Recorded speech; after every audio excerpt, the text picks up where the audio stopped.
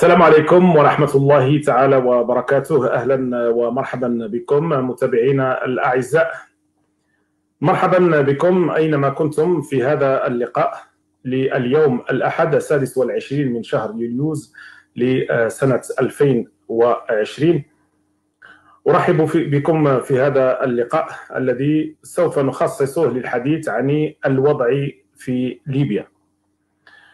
ولمناقشة هذا الموضوع سيحضر معنا بعد قليل الخبير في الشأن الليبي السيد جان لوي روماني بيرو، مواطن إيطالي، أستاذ جامعي سابق وطيار بالقوات المسلحة الإيطالية، الذي كما قلت سوف يكون معنا بعد لحظات لمناقشة هذا الموضوع.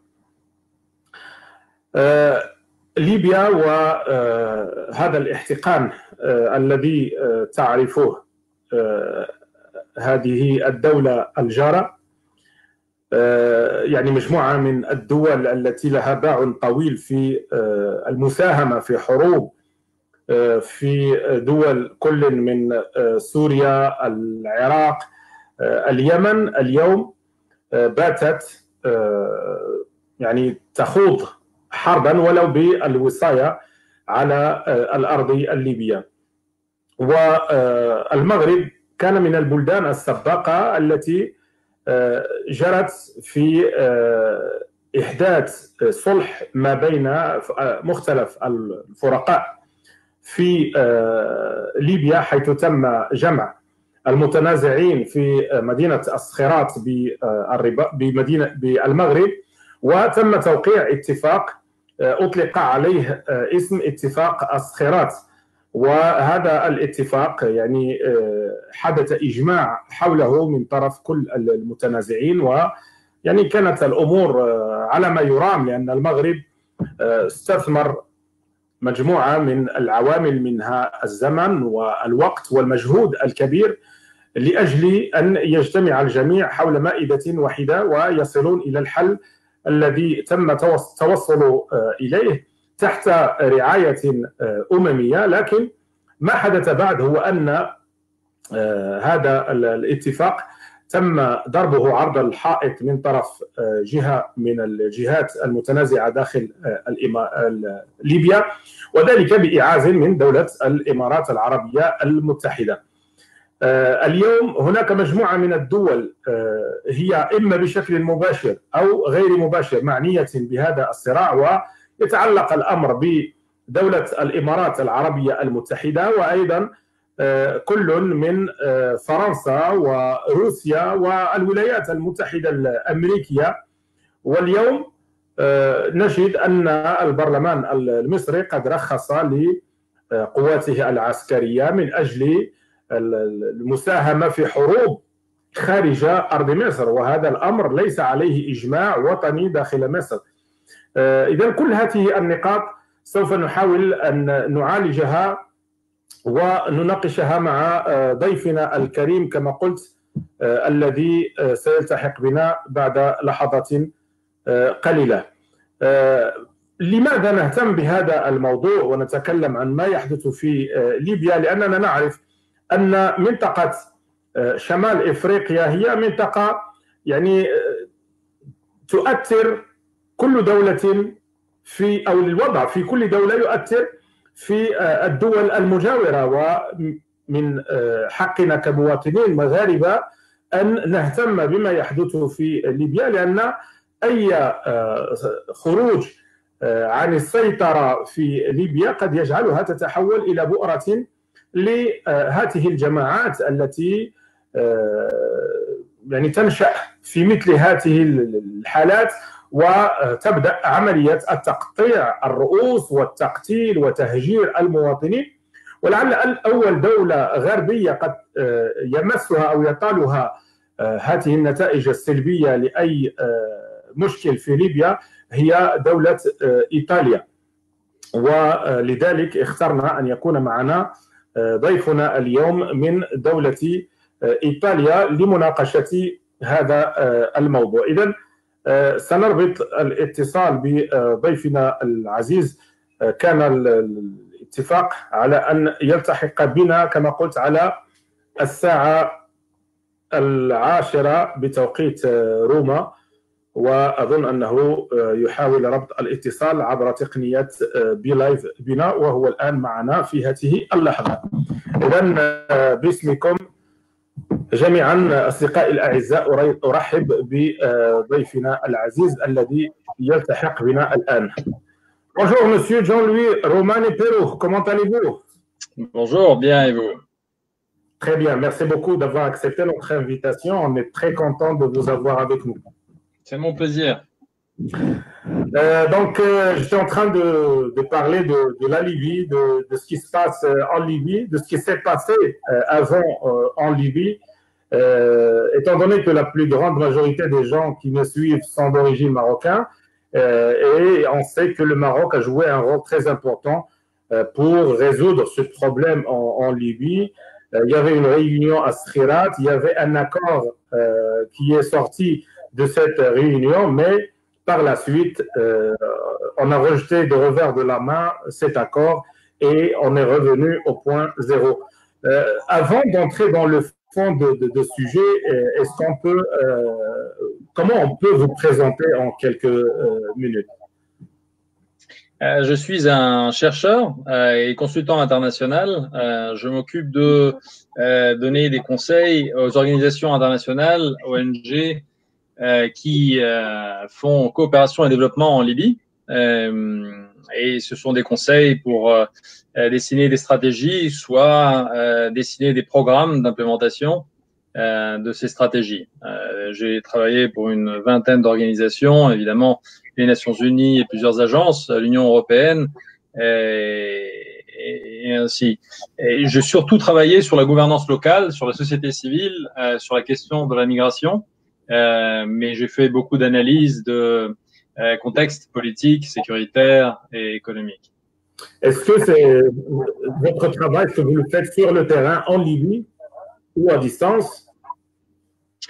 Et je suis arrivé en Libye en 2011. Je n'ai pas vraiment choisi la Libye, c'est la Libye qui m'a choisi par coïncidence à travers un ami qui était à Harvard. Et ça m'est un peu tombé dessus. J'étais en train de préparer mon doctorat et je comptais étudier des sociétés post-conflit et comment ces sociétés reconstruisaient les rapports et la société civile notamment. Et je comptais honnêtement me focaliser plutôt sur le Liban, sur l'ancienne Yougoslavie, en particulier la Bosnie, et sur le Rwanda. Le destin en a voulu différemment. On m'a présenté cette jeune entrepreneure libyenne, une femme, qui venait de créer une ONG qui voulait soutenir la démocratie en Libye. Et elle et sa cousine avaient eu une promesse de financement si elle dessinait un programme de soutien à la société civile qui était solide. C'était en pleine révolution, février-mars 2011. Et je les ai aidés parce que c'est exactement ce que j'étudiais. Et finalement, elles ont obtenu le financement. Et en septembre, la révolution a plus ou moins abouti. Et en octobre, Kadhafi a été tué. Et elles m'ont demandé d'aller diriger ce programme, chose que j'ai accepté de faire en parallèle à mes recherches de terrain pour mon doctorat. Donc, je me suis retrouvé en Libye d'abord en novembre pour faire une étude préliminaire, puis de façon permanente en janvier 2012, et je suis resté en Libye pendant 2 ans. D'accord. Donc maintenant, vous dirigez votre propre ONG, à ce que je pense, en Libye. Alors, je dirige une ONG, non pas seulement en Libye, mais aussi au Maroc, en Algérie, en Tunisie et pour toute l'Afrique du Nord. Ça s'appelle North African Policy Initiative. C'est une ONG que j'ai fondée avec un Tunisien, Algérien et un Libyen. Et je suis un partenaire avec une ONG, avec un think tank marocain, le Moroccan Institute for Policy Analysis, MIPA, qui a été fondé par un collègue avec lequel j'ai fait un post-doctorat à Boston. Et déjà, il y a 3-4 ans, avec Mohamed, nous discutions de notre intention respective de rentrer en Afrique du Nord et lancer des initiatives pour aider les jeunes à élaborer des politiques publiques et à améliorer les politiques publiques dans les pays d'Afrique du Nord. Donc, c'est une façon d'enrichir les discussions de politique publique. C'est aussi une façon de former les jeunes à la recherche, à l'écriture et au plaidoyer. Donc, Mohamed Mahba, mon collègue à Rabat, a lancé le MIPA qui a un grand succès. De mon côté, j'ai lancé NAPI. Nous collaborons ensemble. J'étais à Tanger l'année dernière pour faire une formation de ces participants, une douzaine de jeunes Marocains et Marocaines brillants. Et de son côté, il participe aux formations que nous faisons. L'idée était de faire de la formation aussi sud-sud et de faire une intégration des jeunes et créer des liens de communication, de collaboration, de coopération pour l'élaboration des politiques publiques. D'accord. Donc, vous connaissez le sujet de la Libye de très très près. Vous étiez déjà en Libye, vous avez bien suivi je ne sais pas ce qui fait retourner. Oui, je travaille sur la Libye depuis 2011. Je n'ai jamais cessé de travailler sur la Libye et en réalité, le groupe de jeunes nord-africains que nous suivons en ce moment sont tous libyens, 12 plus libyennes que libyens, nous avons plus de femmes que d'hommes, et je travaille principalement sur la Libye. Je viens d'achever un rapport sur le trafic d'êtres humains et la contrebande et l'impact que ça a sur la gouvernance et sur la stabilité en Libye. Je m'apprête à lancer un autre projet sur une analyse de l'efficacité de la gouvernance locale dans plusieurs municipalités en Libye et en même temps une analyse des facteurs qui portent à l'extrémisme violent. Donc, essayer d'analyser quelles sont les conditions dans plusieurs municipalités, surtout près des frontières, et essayer de conseiller une agence des Nations Unies pour l'élaboration d'un programme de prévention de l'extrémisme violent qui s'appelle PVE, Prevention of Violent Extremism. D'accord. Donc, quand on suit le sujet de la Libye, on a une liste de pays qu'on aimerait vous présenter et on aimerait vous entendre. Quelle est la relation de ce pays avec le conflit en Libye? On parle des États-Unis, de la Russie, de la France, de l'Émirat arabe uni, de l'Égypte, de la Turquie. Donc, tous ces pays sont impliqués, soit de près ou de loin, dans ce conflit. Selon vous, qu'est-ce que la Russie fait en Libye aujourd'hui? Pour la Russie, c'est une opportunité très précieuse parce que, en réalité, la Russie ce n'est pas moi qui ai inventé le terme, mais ça a été, je trouve, une bonne façon d'encadrer l'attitude de la Libye. Elle a une attitude de pragmatisme réservé. Qu'est-ce que ça veut dire? C'est-à-dire que, en réalité, la Russie, à la différence de la situation en Syrie, n'a pas d'intérêts vitaux en Libye. La Russie a des intérêts plutôt opportunistes qui se trouvent souvent partagés par la Turquie, par exemple. Et j'y reviendrai peut-être plus tard. La Russie, donc, en Libye, n'engage pas énormément de capital politique, ni militaire, ni économique, mais par contre, peut avoir d'énormes retours sur un ou tous ces plans. Au niveau politique, l'intérêt de la Russie, c'est évidemment de affaiblir la présence des États-Unis dans la région, de diviser l'Europe, chose que l'Europe est déjà remarquablement capable de faire toute seule, malheureusement. Mais évidemment, la Russie alimente cette division et donc d'affaiblir l'Union européenne pour mieux réussir à imposer des rapports de force avec chacun des pays de l'Union européenne.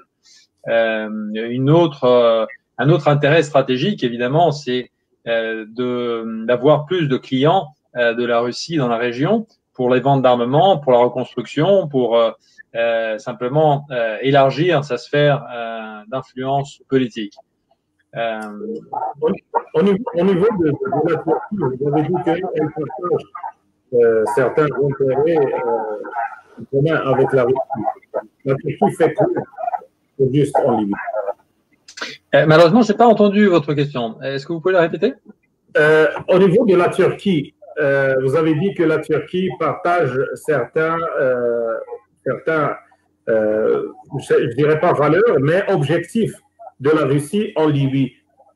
Qu'est-ce qu'elle fait, la Turquie, exactement en Libye aujourd'hui? Alors, la Turquie est probablement le pays à observer le plus près en Libye. Non seulement parce que c'est un pays qui est fortement engagé, mais aussi parce que c'est un des pays qui a le plus d'intérêt à maintenir sa présence en Libye. Et je m'explique. Premièrement, la Turquie était déjà en Libye. La Turquie exportait et la Turquie construisait déjà des œuvres, des grandes œuvres, aéroports, voies, et ainsi disons, en Libye. Et donc, il y a déjà 15 milliards de dollars de contrats suspendus que la Turquie aimerait bien récupérer. La Turquie est intéressée à la reconstruction de la Libye. Il faut garder à l'esprit que le chantier de reconstruction de la Libye va dépasser le 1000 milliards de dollars. Ce sont des sommes très conséquentes, surtout pour des pays comme la Turquie et la Russie, dont les économies ne vont pas très bien. Même si en ce moment, le monde entier souffre au niveau économique, mais la Turquie et la Russie souffraient déjà avant. La Turquie a aussi des intérêts à démontrer ses capacités militaires. La Turquie produit des armes, développe des technologies. Et la Libye est aussi un espace dans lequel la Turquie peut démontrer ses capacités militaires. Un exemple pour tous, ce sont ces drones qui ont été déployés en masse en Libye et qui sont rudement efficaces. La Turquie a aussi déployé une batterie anti-aérienne contre les drones et a réussi à abattre un drone à travers ce type de laser. Et c'est la première fois au monde que ce type d'armement est utilisé. C'est quand même un grand coup de communication pour l'industrie des armements turcs. Il y a d'autres intérêts économiques qui sont les intérêts pétroliers et en particulier du gaz. Pourquoi? Parce que même si la Turquie ne produit pas de gaz et de pétrole, la Turquie a l'ambition de devenir une plaque tournante, c'est-à-dire un hub régional, un noyau incontournable pour l'acheminement de ressources en hydrocarbures pour les pays européens qui, évidemment, en ont besoin en large quantité, comme en particulier l'Italie. Et donc, il y a plusieurs déjà pipelines qui passent par la Turquie, notamment Turkstream, en partenariat donc avec la Russie, qui est un des plus grands producteurs mondiaux et exportateurs mondiaux de gaz, mais aussi de pétrole, et qui les achemine vers l'Europe, en passant par la Turquie. Il faut savoir que récemment, il y a eu des découvertes très conséquentes de gaz à l'est de la Méditerranée, qui sont dans les eaux territoriales de Chypre, Israël, Égypte.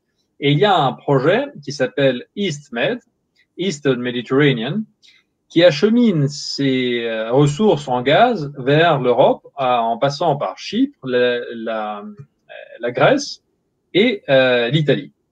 La Turquie, à travers l'accord qu'elle a signé d'exploitation des eaux territoriales libyennes, accord qui a été signé, un de deux accords qui ont été signés en novembre et ratifiés en décembre de l'année dernière, donc il y a quelques mois.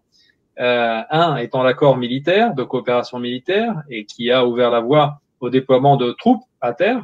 Le deuxième, celui justement sur l'exploitation des eaux territoriales, et l'accord maritime entre Turquie et Libye coupe ce Eastern Mediterranean pipeline, et donc compromet l'importation de gaz en Europe. Et donc bloque cette alternative au gaz russe qui passait à travers la Turquie. Même chose pour les ressources en hydrocarbures d'Azerbaïdjan. Et donc pour la Turquie, c'est une énième partie gagnée. Et donc la Turquie risque de gagner énormément de choses en Libye. Une présence militaire, c'est une autre carte que la Turquie est en train de gagner. Elle a réussi à prendre le contrôle d'une base très très grande et bien gardée parce qu'elle est loin de tout centre habité. qui se trouve à l'ouest de la Libye, d'où ils ont déniché l'armée de Haftar. Ouais. Donc voilà, pour la Turquie, c'est gagnant, gagnant, gagnant, gagnant jusqu'à présent. Et ses intérêts sont alignés avec ceux de la Russie, c'est-à-dire affaiblir l'Union européenne, c'est-à-dire gagner de la présence dans la Méditerranée et gagner des objectifs de reconstruction économique, de vente d'armements, et voilà. D'accord. Donc maintenant, parlons des Émirats arabes unis. Il y a 2 semaines, on a abordé le sujet des Émirats arabes unis, de son intention d'intervenir dans beaucoup de pays arabes. Et aujourd'hui, on se demande, ils sont en Yémen, ils sont en Syrie, qu'est-ce qu'ils font en Libye? Alors, comme ça, à première vue, les Émirats arabes unis n'ont vraiment aucune raison d'être en Libye. Il n'y a pas d'intérêts vitaux. Ceci dit, non plus pour la Turquie, mais la Turquie au moins était là avant et avait déjà des rapports commerciaux intenses avec la Libye. Donc les Émirats arabes unis, en réalité, se retrouvent en Libye parce que c'est un échiquier qui s'est ouvert et qui donne l'opportunité de montrer ses muscles et de jouer sur un échiquier géopolitique relativement proche. C'est une façon d'étendre son influence dans la région et c'est une façon potentiellement de gagner aussi des retours. Un intérêt évident est certainement gagner le contrôle des ports. Nous savons très bien que les Émirats aiment contrôler les ports et l'acheminement maritime. Donc ça, certainement, c'est un intérêt en Libye. Mais sinon, les intérêts sont plutôt politiques, c'est-à-dire d'appuyer d'un côté pour ne pas avoir l'islam politique prendre pied en Libye. C'est une partie de la guerre froide régionale que mon collègue Francesco Cavatorta, duquel j'ai eu le plaisir d'être invité lors d'une conférence à l'université de Laval et collaboré avec son centre, avait illustré récemment. Donc, c'est une partie de la confrontation régionale et les Émirats arabes unis se sont engagés en Libye de façon assez forte. Maintenant, ils sont un peu moins présents et audacieux. D'autres pays ont pris la relève, la Russie et maintenant l'Égypte. Mais les Émirats arabes unis sont toujours derrière. Il y a aussi des affinités personnelles. Il ne faut pas oublier que les rapports personnels peuvent jouer un rôle. Il y a des figures comme Aref al-Nayed, qui est une personnalité politique de premier plan en Libye, qui est aussi un chercheur étudiant et un religieux soufi, a des relations directes avec le prince héritier des Émirats. Il a été ambassadeur aux Émirats et c'est une figure assez puissante en Libye.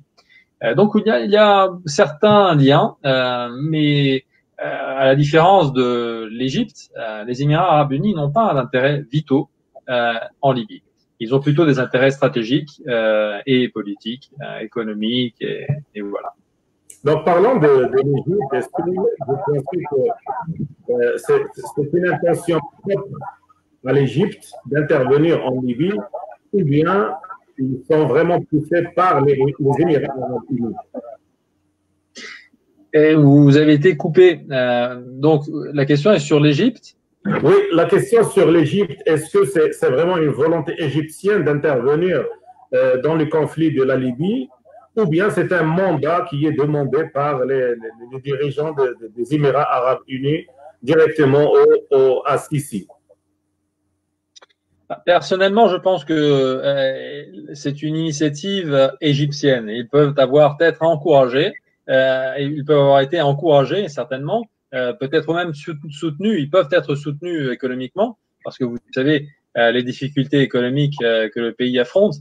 Mais ceci dit, l'Égypte a des intérêts vitaux en Libye. L'Égypte a 1100 kilomètres de frontières avec la Libye. L'Égypte souffre de problèmes internes de terrorisme. Comme vous avez vu aussi pour la Tunisie, la Libye est un contexte idéal pour les groupes djihadistes pour s'entraîner et lancer des opérations à travers la frontière. Donc l'Égypte, objectivement, a des intérêts vitaux. Ceci ne veut pas dire qu'elle a la légitimité d'intervenir en Libye ou d'influencer la politique et l'avenir de ce pays. Mais c'est certain que le rôle que l'Égypte est en train de jouer actuellement est utile pour contenir l'influence grandissante que la Turquie est en train de jouer en Libye. C'est pourquoi l'Égypte risque d'avoir plusieurs soutiens dans la région. Si d'autres pays ne prennent pas l'initiative, je parle de pays européens, mais je parle aussi du Maroc et de l'Algérie. Et là, j'aimerais bien souligner une opportunité qui ne doit pas passer inaperçue ni aux Marocains ni aux Algériens. Et nous savons que ces deux pays sont voisins, mais malheureusement sont divisés par des intérêts divergents parfois. Dans le cas échéant, ces deux pays peuvent se retrouver avec des intérêts convergents. C'est une opportunité pour le Maroc et l'Algérie de poursuivre des intérêts communs de stabilisation de la région, de prévenir et d'éviter le déploiement de troupes étrangères en Afrique du Nord, qui déplaît à l'Algérie comme cela déplaît au Maroc, et de retrouver le rôle de médiateur que le Maroc a eu en 2015 et peut avoir à nouveau, mais que l'Algérie aussi peut avoir.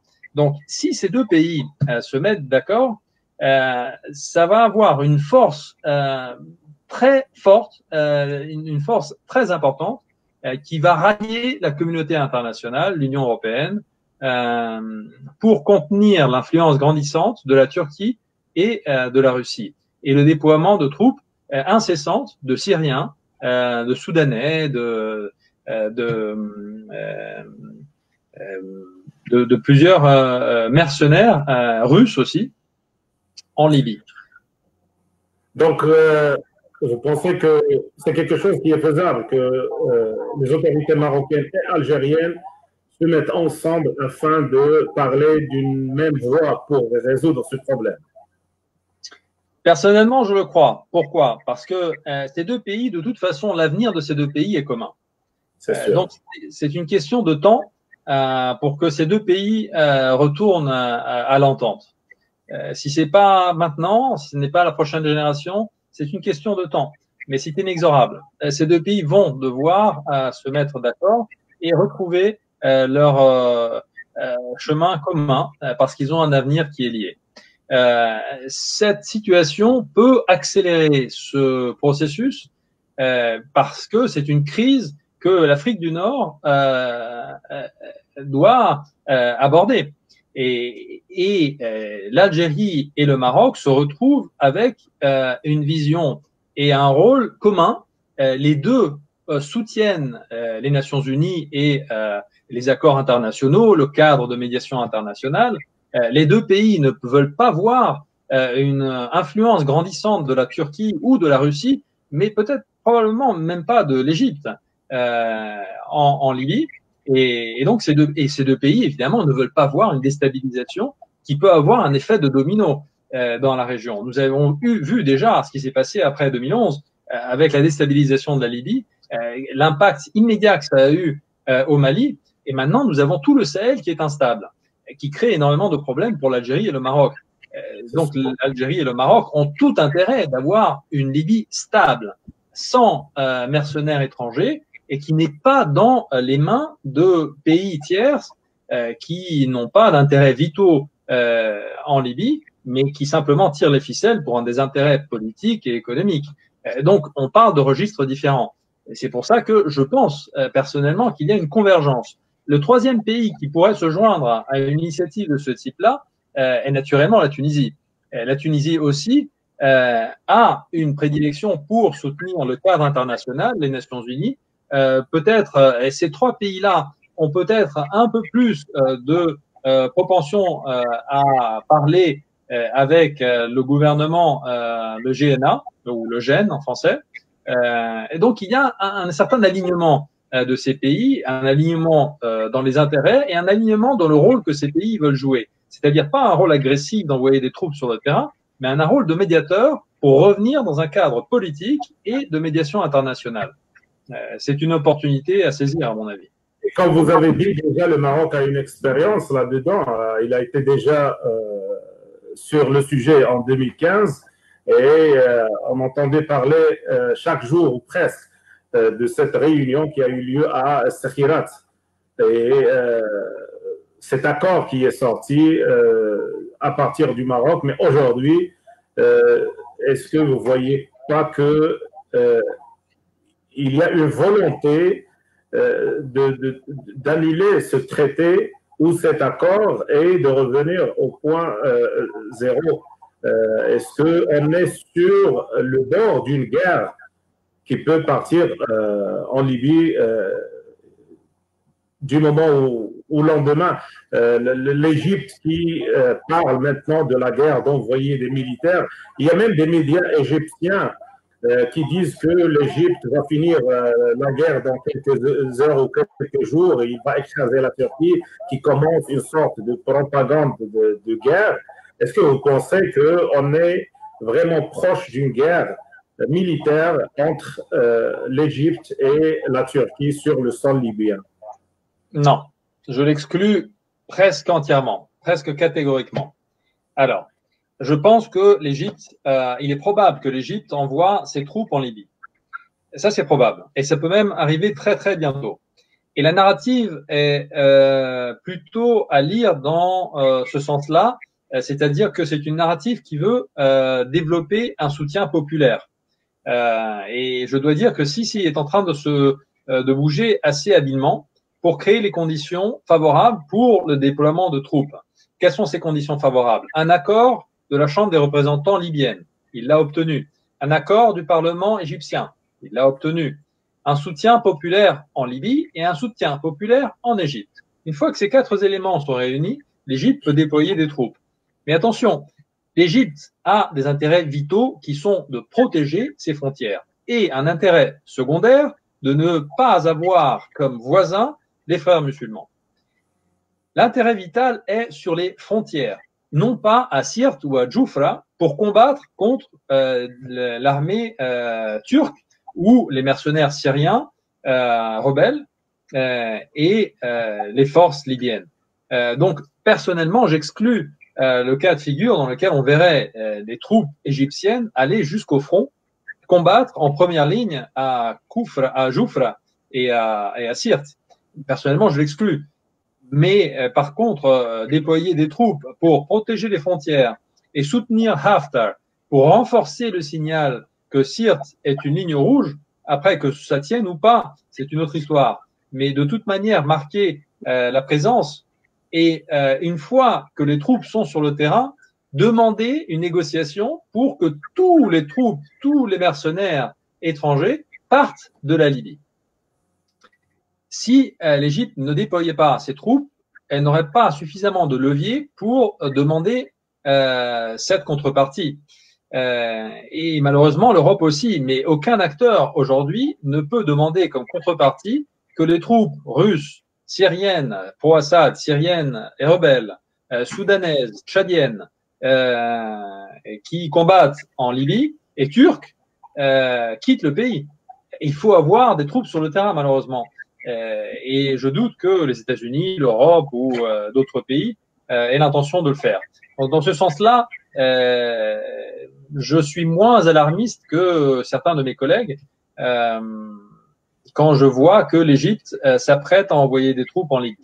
Parce que j'exclus qu'elle irait au combat en première ligne. C'est plutôt pour sécuriser la frontière. Maintenant, il faut aussi souligner que il va falloir trouver une solution négociée à la situation en Libye. Le problème, personnellement, je ne crois pas que c'est une escalade incontrôlée en Libye. Pourquoi? Parce que comme je dis auparavant, les intérêts stratégiques des deux pays qui jusqu'à présent ont déployé le plus de troupes et d'armements en Libye, c'est-à-dire la Russie et la Turquie, sur 10 intérêts stratégiques, ils en ont 8 en commun. Donc ils n'ont aucun intérêt de se faire la guerre. Les deux peut-être divergences ou la divergence est plutôt sur le dossier syrien et donc la Libye peut servir comme pièce de marchandage pour un quid quid pro quo en Syrie. Donc, il n'y a pas de perspective pour moi d'escalade entre les deux blocs, d'un côté la Syrie et d'autre côté la Turquie. Par contre, et il se renvoie la balle, c'est plutôt un dessein stratégique de prendre le contrôle de la Libye, légitimer l'un l'autre pour le déploiement de troupes et d'armements qui après leur permet de prendre le contrôle politique de cette partie du pays respectivement. Pour casser cette entente russo-turque, l'Égypte pourrait jouer un rôle déployant des troupes et après demandant et imposant un accord, ou en tout cas poussant pour un accord.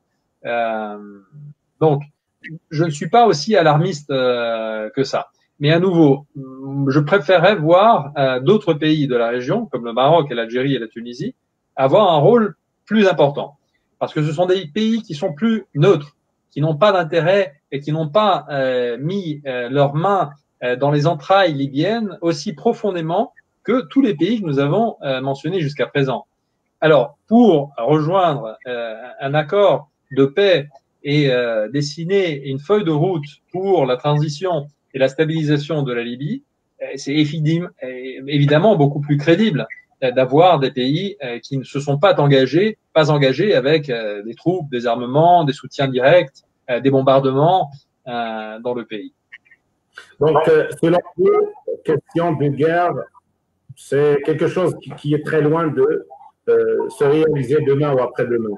Mais pour ceux il y a beaucoup de médias qui parlent tous les jours d'une guerre potentielle entre l'Égypte et la Turquie. Est-ce que vous pensez que l'armée égyptienne fait la contrebalance? Est-ce qu'ils seront en mesure de vraiment être à la hauteur de mener une guerre avec la Turquie? Est-ce que les deux armées sont équivalents ou il y a un qui est beaucoup plus puissant que l'autre? Avec tout le respect et l'admiration que j'ai pour l'histoire de ce grand pays qu'est l'Égypte, l'armée égyptienne, personnellement, je ne pense pas que l'armée égyptienne peut faire le poids sur le terrain contre l'armée turque. Et les raisons sont évidentes. Il faut remonter à quand pour voir un conflit majeur dans lequel l'Égypte a été engagée.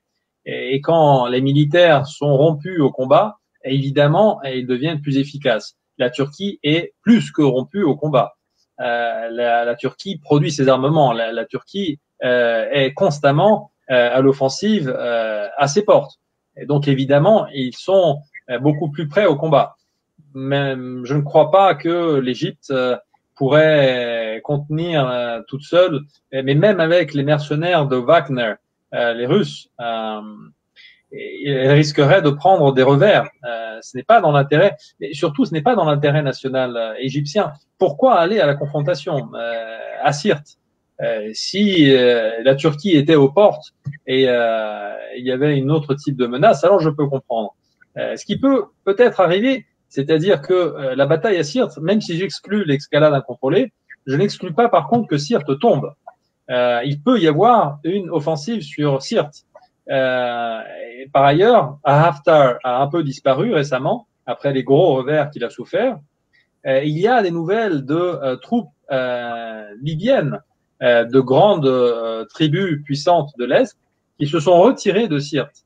Alors, qui reste-t-il à Sirte pour défendre la ville? Il reste des mercenaires syriens, pro-Assad, des chiites, alaouites. Il reste des mercenaires de Wagner, russes. Et il reste peut-être aussi quelques mercenaires soudanais. Et quelques combattants salafistes matralis de l'armée de Haftar. De l'autre côté, il y a aussi beaucoup de troupes. Donc, si effectivement elles veulent lancer une offensive, ils pourraient prendre le contrôle de Sirte. Ça ouvrirait des scénarios préoccupants. Donc, même si je vous dis mon opinion, la réalité de la Libye est que on se rapproche de la situation de chaos. Et de façon théorique, plus on se rapproche d'un scénario, d'une situation de chaos, plus le domaine du possible est grand. Donc, il y a beaucoup d'avenir possible en Libye. Il est possible que Sirte tombe. Il est possible que le gène ne s'arrête pas à Sirte, mais qu'ils aillent jusqu'au croissant pétrolier et qu'ils prennent les 4 ports de Ras Lanouf, Bregas, Es-Sider et même Zouaitina. Et donc, prendre le contrôle de l'export de gaz et de pétrole, du croissant pétrolier libyen. Et ça pourrait générer d'autres scénarios. Parce que Zouaitina en particulier est au-delà de la ville de Jdabia. Jdabia est une ville de l'Est. Il est inconcevable que des Libyens de l'Ouest aillent combattre à l'Est. Ce serait insupportable pour les Libyens de l'Est. Donc ça créerait immédiatement un coup de retour et l'unification de l'Est de la Libye, une reprise de pouvoir de l'armée nationale libyenne qui maintenant est affaiblie par les revers qu'elle a subis. Et là, effectivement, il pourrait y avoir une grosse bataille. Mais ça serait suicidaire pour les forces armées de l'ouest de la Libye d'aller combattre à Jdabia. Mais malheureusement, on ne peut pas l'exclure. Parce que s'ils veulent prendre le contrôle des ports pour encore plus asseoir leur présence et la Turquie élargir encore son contrôle du territoire libyen, c'est encore dans le domaine du possible. Pour les gens qui ont poussé Haftar vers le front, qui ont engagé sur Haftar pour qu'il devienne un deuxième Kadhafi, est-ce qu'on peut dire que Haftar maintenant fait partie de quelque chose du passé?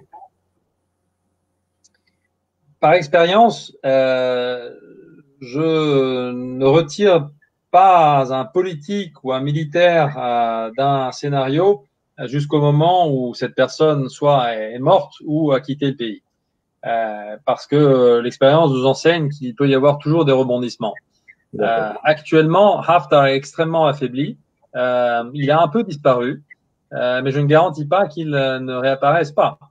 Il n'y a pas d'alternative viable jusqu'à présent. Il pourrait y en avoir, mais elles ne se sont pas faites encore en avant. C'est plutôt l'Égypte qui a pris la parole, et c'est un peu l'Égypte qui parle et qui a pris la place que Haftar a laissée un peu vide en ce moment.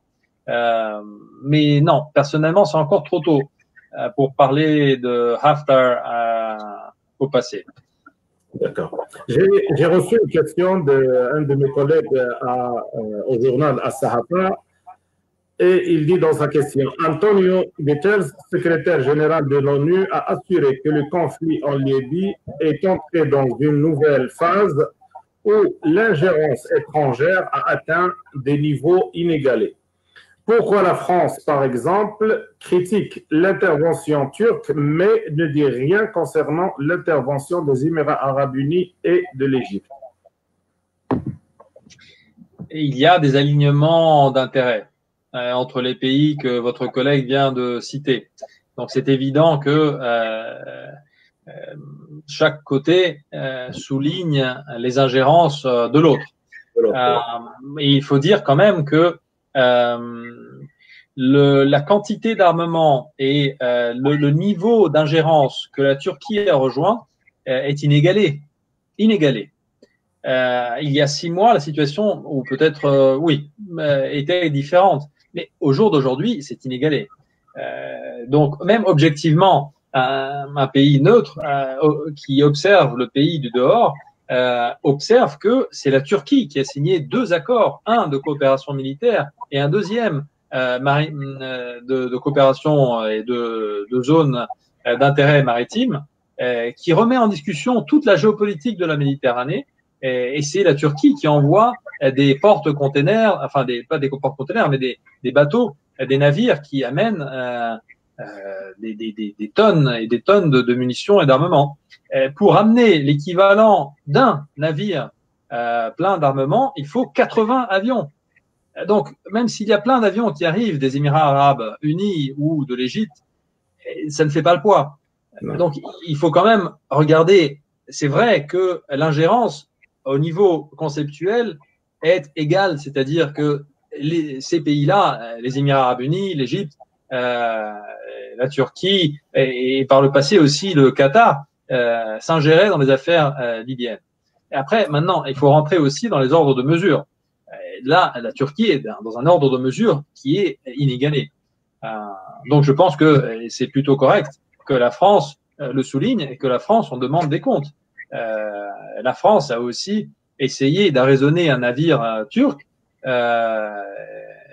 et lors d'un exercice récemment, la France, un navire militaire a été balayé par le radar de tir d'un navire russe, ce qui a froissé, d'un navire turc, ce qui a créé d'énormes tensions qui se sont après répercutées au sein de l'OTAN.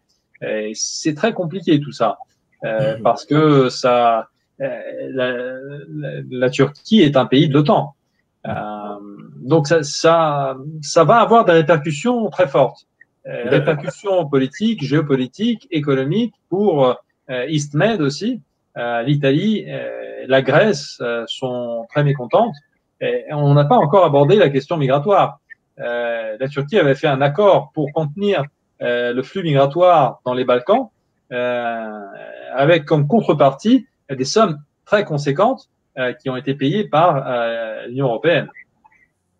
Maintenant, et la Turquie a utilisé ça comme levier dans les négociations avec l'Union européenne, prenant l'Union européenne par la gorge. Alors maintenant, la Turquie se retrouve aussi dans ses mains une des trois routes principales de migration de la Méditerranée. Il y en a fondamentalement trois, une de l'Est, une de l'Ouest et une du centre de la Méditerranée. La route Central Mediterranean Route passe par la Libye, surtout par l'ouest de la Libye. Et maintenant, elle est dans les mains de la Turquie. Donc imaginez que la Turquie maintenant a deux leviers à utiliser pour la question migratoire qui malheureusement a créé d'énormes crispations et qui est devenu un domaine de politique interne dans plusieurs pays européens. Donc tout ça crée énormément de chamboulements et ouvre des horizons assez préoccupants pour rebattre les cartes et pour changer les dynamiques géopolitiques de la région. D'accord. J'ai une autre question. Présentement, chaque tribu veut dominer, mais les Libyens, dans leur ensemble, ont-ils envie de faire un seul peuple ou une division du pays est possible? Alors, c'est une question à laquelle il est très difficile de répondre. Premièrement, parce que l'idée de nation est une idée, une création qui s'appuie sur un sentiment et d'appartenance à un passé, un présent ou un futur commun, et à une culture commune. Les Libyens, malheureusement, souffrent d'un sentiment national d'identité qui est faible et qui est encore en phase de création d'établissement. Et malheureusement, avec une identité nationale encore jeune et en construction, ce pays s'est trouvé à affronter des défis monumentaux, qui est la construction d'un État et le développement d'institutions démocratiques. Donc ces trois défis, le développement d'une nation, le développement d'un État et le développement d'institutions démocratiques, la Libye les affronte en même temps. Ce n'est pas à exclure que, malheureusement, à cause des ingérences étrangères, à cause de la guerre froide régionale, à cause des divisions qui sont héritées du passé et qui existent, les Libyens, effectivement, puissent se séparer et se diviser. Moi, je l'excluais il y a quelques années, je n'exclus plus que la Libye puisse se séparer. J'exclus encore que ça puisse être une séparation ou une sécession de jure, par le droit. Mais de facto, c'est ce qui est en train de se passer. Si la Turquie et la Russie, si cet accord-là arrive à se solidifier, on va effectivement vivre une séparation de fait du pays entre deux zones d'influence. Et les deux pays, la Turquie et la Russie, n'auront aucun intérêt à développer les institutions de l'État, développer la nation libyenne, pas du tout. Ils auront plutôt intérêt à les maintenir divisés entre eux pour pouvoir mieux les exploiter. Mais ça, c'est une vérité absolue dans tous les pays. Un pays qui s'ingère dans les affaires nationales n'a pas d'intérêt de voir émerger un grand sentiment national qui, à terme, les chasserait de leur pays, comme il s'est passé dans les années 60 avec le post-colonialisme. Tout ça pour dire que on ne peut pas exclure que la Libye doive subir une division de fait, mais c'est extrêmement regrettable et ça ne fait certainement pas l'intérêt d'aucun des pays d'Afrique du Nord. Personnellement, je ne pense que ça ne fait pas du tout l'intérêt de l'Union européenne, certainement pas de l'Italie, de la France. Je pense que là aussi, ça peut aller dans la direction de donner un rôle au Maroc, à l'Algérie et à la Tunisie, parce que l'Union européenne a pris conscience que les divisions qu'ils ont eues, notamment France-Italie, mais aussi Royaume-Uni et Allemagne, ont fait les intérêts de la Russie et de la Turquie. Et maintenant, les œufs sont cassés. L'Europe pourrait voir comme nouveau champion de la stabilisation en Libye d'autres pays de l'Afrique du Nord. Il y a une information qui vient d'entrer qui touche au fond de notre sujet. Aujourd'hui est arrivé au Maroc le président du Parlement de la Libye, Abdillah Salah. Pensez-vous que le processus de Skhirat peut être réanimé? Alors, personnellement, je pense que le LPA, le Libyan Political Agreement, est mort. Il a survécu comme un zombie pendant des années. Il a souffert de la faiblesse de la communauté internationale d'obliger le respect de l'embargo des armes. Il a souffert de ne pas avoir développé le dossier sécuritaire et donc de ne pas avoir inclus, de ne pas avoir abouti à un accord de maintien de la sécurité. Il va falloir recommencer. Je pense qu'il est plus utile de dessiner un nouveau cadre politique qui va ressembler à Skhirat, mais avec une composante sécuritaire, plutôt que essayer de tirer encore Skhirat. Aussi parce que les personnalités politiques et les accords, de la même manière, commencent avec un capital politique quand ils naissent. C'est la même chose pour le représentant des Nations Unies comme Ghassan Salamé, qui était arrivé avec un capital politique.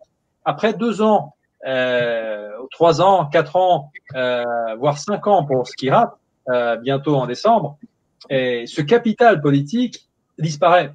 Et alors, il est inutile de continuer à le pousser parce que les acteurs n'ont plus confiance dans ce cadre, dans ce modèle. Alors, il vaut plutôt mieux remettre tout à plat, remettre les cartes sur la table et repartir avec un modèle inclusif et peut-être réparer les erreurs qui avaient été faites à Skhirat. Par exemple, inclure plus de figures de l'ancien régime qui font partie de la réalité libyenne aussi. Inclure plus de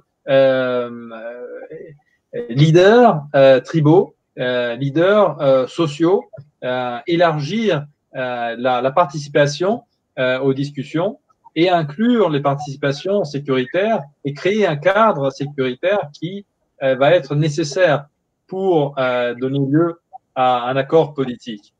Skhirat est morte le jour où le gouvernement d'entente nationale a débarqué à Tripoli et a été sous la coupe et sous la menace constante des milices. Impossible de exercer le rôle politique quand on est sous la menace sécuritaire, quand la sécurité du compound même du gouvernement est assurée par une milice. C'est très simple. Donc ça a été une erreur. Et malheureusement, on n'a jamais pu se retirer de cette situation.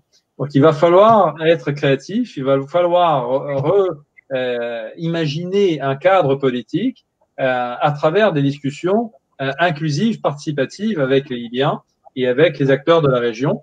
Et je répète, le Maroc, comme l'Algérie et la Tunisie, ont un rôle primordial à jouer, à mon avis. D'accord. Le grand absent, au moins sur les médias dans ce conflit, c'est les États-Unis. Est-ce qu'ils sont vraiment absents ou ils observent de loin ou ils dirigent de loin? Et ils sont absents. Ils sont largement absents. Ils sont absents pour deux raisons. La première, c'est qu'il y a eu des engagements progressifs des États-Unis de la région. Mais il y a un deuxième problème qui s'est rajouté, c'est-à-dire qu'il y a eu une division profonde des institutions américaines. La Maison-Blanche d'un côté, le département d'État de l'autre, voire le Pentagone et la CIA. Ces divisions-là, évidemment, c'est une règle universelle, portent à la faiblesse. Donc, quand Trump a eu une conversation téléphonique avec Haftar suite à l'invitation que lui avait faite au président Sisi, il a de fait donné un soutien politique, sinon diplomatique, à Haftar. Mais ce n'était pas du tout la stratégie du département d'État américain. Il n'a fait que rétro-pédaler pour déconstruire cette perception de soutien à Haftar, parce que le département d'État était plutôt de l'autre côté. Donc, en réalité, les États-Unis se trouvent divisés et de toute manière se sont désengagés de la région. Cette situation va rester comme ça jusqu'à l'élection du prochain président. Donc, je pense que jusqu'à la fin de cette année, les États-Unis ne vont pas réussir à jouer un rôle de premier plan. Les dernières nouvelles aux États-Unis, malheureusement aussi, nous portent à croire qu'ils vont avoir d'énormes problèmes à gérer au niveau domestique qui vont les distraire de la région. Je dis malheureusement, non pas parce que je suis pour l'interventisme américain, mais parce que, de toute manière, qu'on le veuille ou pas, les États-Unis sont un pays le plus puissant au monde, encore. Si ce pays ne s'engage pas pour donner une ligne, une série d'autres pays se permettent de exercer leur volonté et de se lancer dans des entreprises qui ne se seraient pas permises quand les États-Unis étaient présents et adoptaient une certaine ligne. Personne n'a bloqué les initiatives turques. Personne n'est en train de bloquer la Russie. Et donc tous ces pays-là dans la région, les Émirats, ont pu déployer des troupes, soutenir des groupes et s'inventer des politiques étrangères assez courageuses ou en tout cas téméraires, parce que les États-Unis se sont désengagés et que l'Union européenne n'est pas encore suffisamment unie pour contraster ce genre de politique. D'accord. Pour finir, on parle de l'Italie. Si jamais demain ça tourne mal en Libye, c'est sûr et certain que les citoyens libyens vont chercher une place plus sécuritaire. L'Égypte, c'est impensable qu'il va ouvrir la porte pour que les Libyens entrent en Égypte. La Tunisie, l'Algérie, c'est la même chose. Donc, la seule option qui va rester entre les mains des Libyens, c'est de chercher des bateaux et aller vers l'Italie. Est-ce que vous pensez que l'Italie est concernée beaucoup plus que n'importe quel autre pays occidental par ce conflit en Libye? Oui, je le crois parce que pour la question migratoire, même si le flux de migrants n'est pas vraiment, la plupart des migrants ne sont pas les migrants libyens. Ce sont surtout les migrants subsahariens de la Corne d'Afrique et de l'Afrique subsaharienne. Il y a aussi quelques Libyens qui partent. L'Italie est vouée à jouer un rôle de premier ordre, mais pas seulement en Libye, dans toute la Méditerranée, pour plusieurs raisons. Une raison évidente est géographique. L'Italie est le pays le plus proche. Mais l'Italie a aussi un passé commun. L'Italie a une culture commune avec les pays d'Afrique du Nord, parce que les Italiens étaient très présents en Afrique du Nord et redeviennent très présents en Afrique du Nord. J'en vois toujours plus à Tunis, là où j'habite, parce que il y a une proximité culturelle entre l'Italie et les pays d'Afrique du Nord qu'aucun autre pays d'Europe n'a. Il y a une affinité et une prédilection, voire une sympathie des populations d'Afrique du Nord, en tout cas, à ce que j'ai pu voir, par rapport à l'Italie qu'aucun autre pays européen ne jouit. Donc l'Italie est vouée à jouer un rôle dans la Méditerranée. L'Italie, malheureusement, souffre de ces divisions politiques. L'Italie aussi est en phase de transition politique, avec un système politique qui est en pleine évolution, et donc qui rend très difficile la détermination d'une stratégie cohérente et le maintien du cap sur cette stratégie. Mais idéalement, l'Italie pourrait jouer un rôle important pour l'Afrique du Nord. Non pas pour prendre des ressortissants d'Afrique du Nord, mais pour stabiliser l'Afrique du Nord, pour développer l'économie des pays d'Afrique du Nord. Donc, je suis moitié italien, il faut que je dise ça aussi, hein. Mais personnellement, je crois que il y a tellement de raisons culturelles, géographiques, de proximité, historiques, de liens économiques qui se sont issus par le passé, mais aussi d'affinités et de sympathie qui indiquent l'Italie comme un partenaire privilégié de la Libye, mais non seulement de la Libye, de toute la rive sud de la Méditerranée. Pour conclure cette discussion, est-ce que c'est possible de la conclure sur un point positif, qu'il n'y aura pas de guerre destructive demain en Libye, ou vous êtes pessimiste pour le lendemain de la Libye?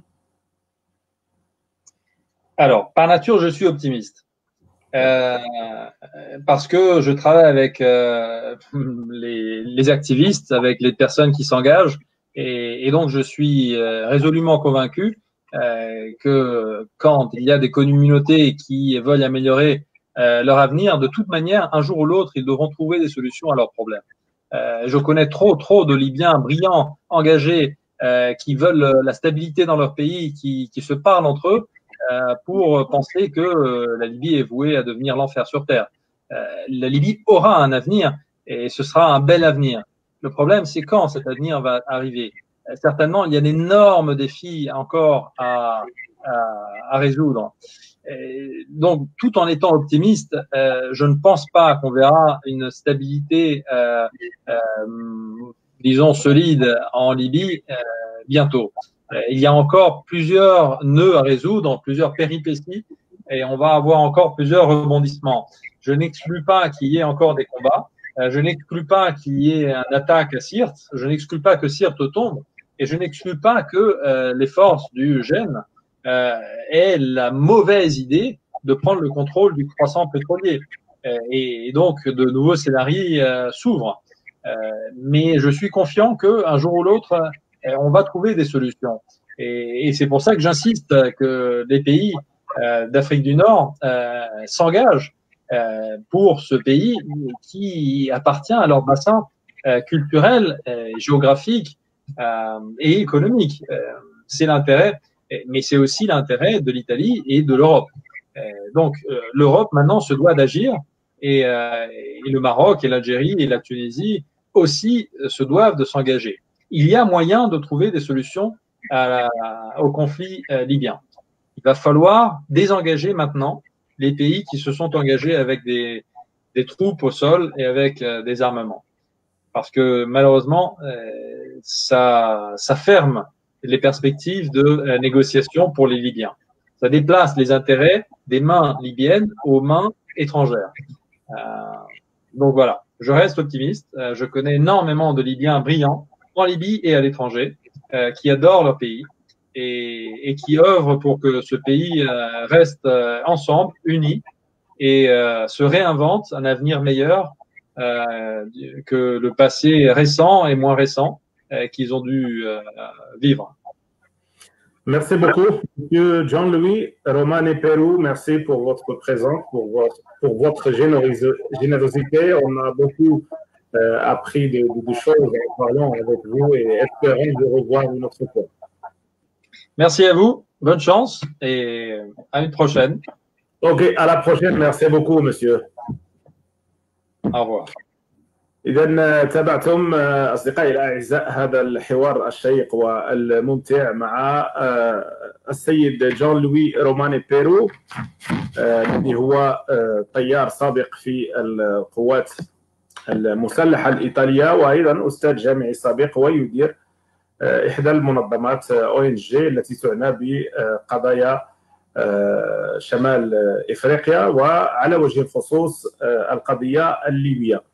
إذن كخلاصة لما جاء في هذا الحوار هو أن المغرب والجزائر عليهما أن يلعبا دورا أهم مما يقومان به اليوم، لأن هذين البلدين بالإضافة إلى تونس هي بلدان معنية أكثر من غيرها بما يحدث في ليبيا، وبأن أي نوع من التدخل أو الاقتراح المشترك بين المغرب والجزائر من شأنه أن يكون أمرا محبذا ومقبولا من طرف المجتمع الدولي، وقد يساهم في إنهاء هذا الصراع الذي تدور رحاها على الأرض الليبية. إذن سعيد جدا دائما بالتواصل معكم. كان معكم عبد الرحمن عذراوي من مدينة لافال شمال مدينة مونتريال. دمتم في رعاية الله وإلى اللقاء.